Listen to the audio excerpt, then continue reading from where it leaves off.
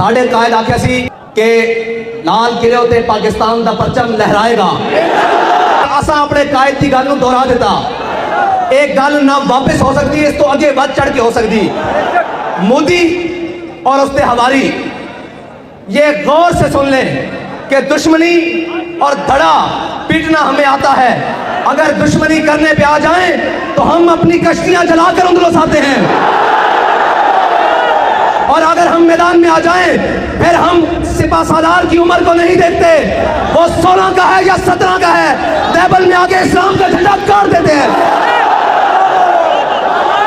तो हम उनकी ज़ुर्रियत हैं, और तुम्हारी ज़ुर्रियत वो है कि अगर तुम सामने मुकाबले में आ जाओ, 16 हमले हमारे नाकाम भी हो, 17वें हमले में भी हम आकर सोमनाथ का सीना चीर के रख देते हैं।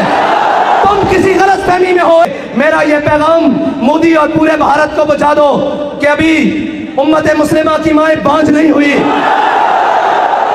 अभी तुम्हारे घर से आवाज आ रही है कि मन सब नबी कर। मैं उन लाइनों को कहता हूं, कौम की बेटियों के थरकते जिस्म दिखाते हो, ये भी दिखाओ।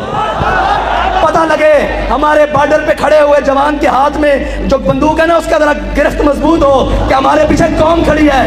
नारा आगे कदम बढ़ाऊं तो सही, लेकिन क्या करें, रंगीले टकरे हैं। कोई बात नहीं, हमारा वक्त आया चाहता है कि निकलकर सहरा से जिसने रोमा की सल्तनत को उलट दिया था। इंडिया के मुसलमान बनाओ भाई मुड़े हुए नदी, इंडिया के मुसलमानों को दसो और उन्होंने दसो असी तुहाडे नाल आ।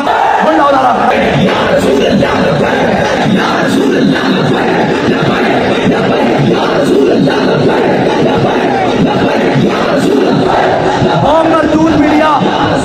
मरदूद मीडिया जड़ा ए मंजर विखाओ मोदी नूं जे और निशांत अगर कौमी टीवी के आगे माफी ना मंगना, साढ़े नाम पर बढ़ा के रखना।